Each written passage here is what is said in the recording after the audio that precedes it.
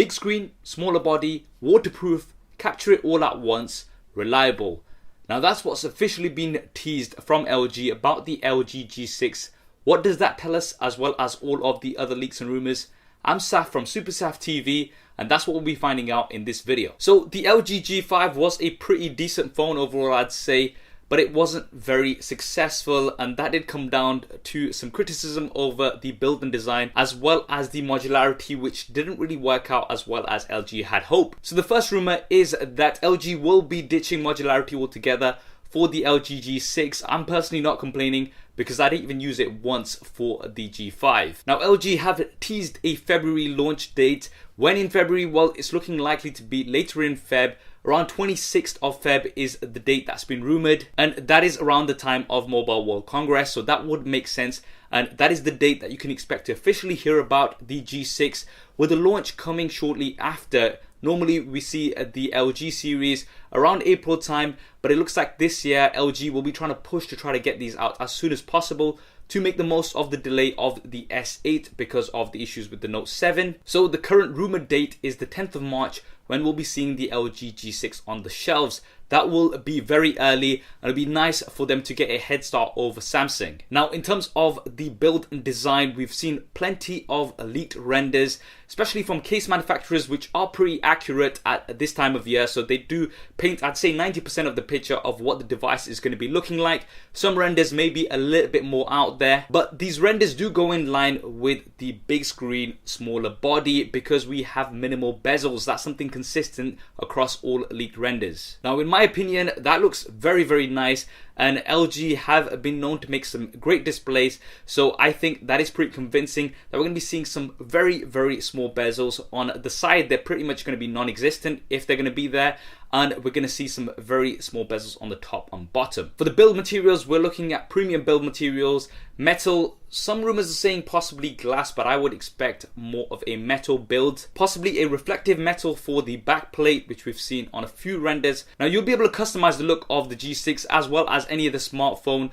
with a dbrand skin, and thanks to dbrand for sponsoring this video. A dbrand skin is a great and inexpensive way to give your smartphone a unique look, and I'll be leaving a link to them in the description below if you want to check them out. Now the smaller bezels will also mean a larger display, which has been teased, so we can expect somewhere around 5.7 inches. That's what's being rumored most, but this shouldn't make the device too much larger to hold, so you should still be able to use it with one hand, something that's been teased once again from LG. Now the interesting thing about the display is it's likely to be a slightly different aspect ratio. So normally we have 16:9 on smartphones.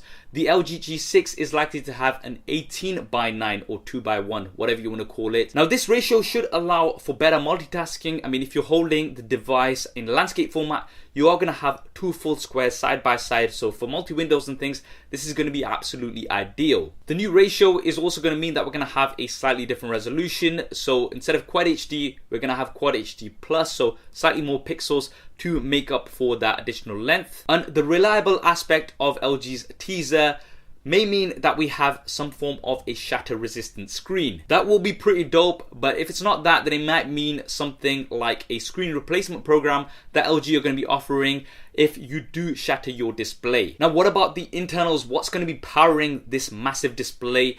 We are likely to see the Snapdragon 830 or maybe even the 835, so this is going to be super fast and snappy, and we can expect around 4 to maybe 6 gigabytes of RAM. 6 gigabytes of RAM is something that we had on many devices last year, so it is likely that LG are going to be including 6 gigabytes of RAM, and that should definitely help with the multitasking that we talked about earlier on the larger display. The awesome specs as well as Android Nougat should mean that we're going to have some smooth and fast performance. We are going to have LG skin on top, but the latest rumor is that we may be having Google Assistant as well as Amazon Alexa. Now Google Assistant was initially introduced with the Google Pixels last year, and now it is starting to roll out a little bit more on other devices. I believe the Nvidia Shield, the new Nvidia Shield, does have Google Assistant on it as well. And based on LG's strong partnership with Google, this does seem likely. We've had plenty of Nexus devices which LG has worked on very closely with Google for, and the LG V20 was also the first Android device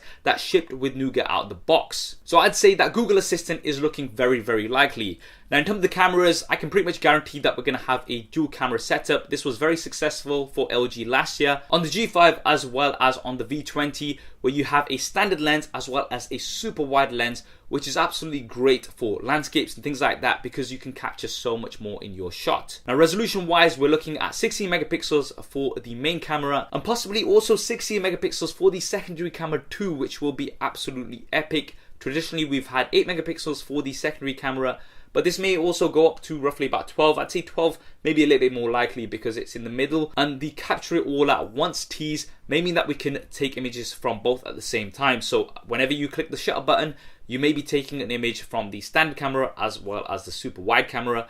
This is going to be absolutely epic. 4K video goes without saying, and the front facing camera may be around about 8 or even 12 megapixels because selfies are now so much more popular, and the LG G5 did take some great selfies. For internal storage, we're looking at either a 32 or maybe even a 64 gigabyte base model with expandable storage. That's looking very likely. This is something that LG do tend to include on their devices and have been doing for many years. And in terms of additional features, waterproofing is pretty much guaranteed now. This is something that LG didn't include with their previous year's devices. And come on, even Apple gave us water resistance for the iPhones last year. One thing that Apple didn't give us was a headphone jack, but the headphone jack is looking likely to come to the LG G6. This is something that we've seen on many of the renders. Speakers, we haven't seen dual front-facing speakers on any of the leaks so far, but we are likely to have a dual speaker setup, so one from the earpiece and one bottom-firing speaker, which should still be pretty decent. And we may also have DAC support, so if you do plug in your headphones, you should be getting some much better quality audio. For the fingerprint scanner, I can almost guarantee that it's going to be on the back of the device. This is something that we've seen on the renders and something that LG has been doing for a very long time, and they work really well on the back, so I don't see a reason for LG to change this. Now for the battery, we're looking at roughly about 3000 milliamps an hour, maybe slightly larger, hopefully slightly larger. Now the big question around the battery is whether it's going to be removable or not. Traditionally, LG have offered us a removable battery, but this is the first time we're going to have a waterproof phone. So how they combine the waterproofing with a potential removable battery is yet to be seen. The last one that I remember was the Samsung Galaxy S5 Band-Aid edition. So I don't know. Hopefully they can include a removable battery, would be good, but it is still a bit of a question mark. Another rumor is that we're going to have a heat pipe which should help disperse the heat. It's funny because of the Note 7. Now many manufacturers are kind of really looking at the safety side of things. It's 2017. I never expected this to happen where we'd be emphasizing so much about the safety of the batteries because of the explosions. So this should help cool the device a little bit more. I believe this was also on the S7 and Note 7, and it didn't really help the Note 7, so I don't know. And we are going to have fast charging on the G6, possibly a quick charge 3.0. Wireless charging is a bit of a question mark right now because if it's a metal build, I'm not sure the wireless charging would work with it, so we may or may not get it. That is a bit of a question mark. Now finally, pricing, you can expect to pay standard flagship pricing for the devices offline, so around about £550 to £600 here in the UK, around about $650 in the US. Standard contract prices will apply. So those are all of the leaks and rumors of the LG G6 compacted in one video for you guys. I hope you enjoyed it and found it useful. If you did, then do hit that thumbs up button. What do you think of the LG G6? Drop me a comment below and let me know. Are you looking forward to it? And if you haven't already, then be sure to subscribe as soon as the LG G6 is out. I'm going to have lots of hands-on coverage as well as SuperSaf style camera comparisons, which I know all of you like to see. If you have subscribed, then also switch on notifications. That way you will see all of the videos first. Thanks for watching. This is Saf on SuperSaf TV, and I'll see you next time.